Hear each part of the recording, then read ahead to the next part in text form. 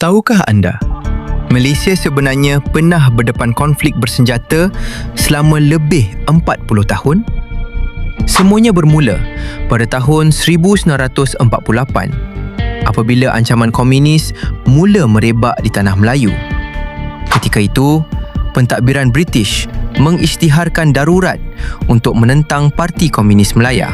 Pertempuran bukan berlaku di bandar, tetapi di dalam hutan melalui taktik gerila. Konflik ini meragut ribuan nyawa, melibatkan pasukan keselamatan dan orang awam. Pada tahun 1960, darurat pertama ditamatkan.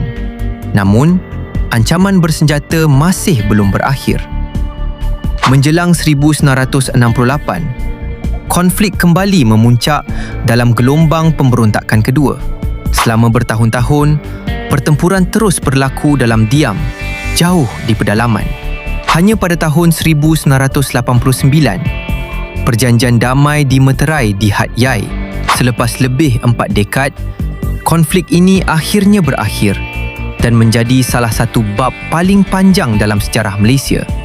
Kalau anda suka fakta ringkas macam ni, boleh follow untuk lebih banyak ilmu.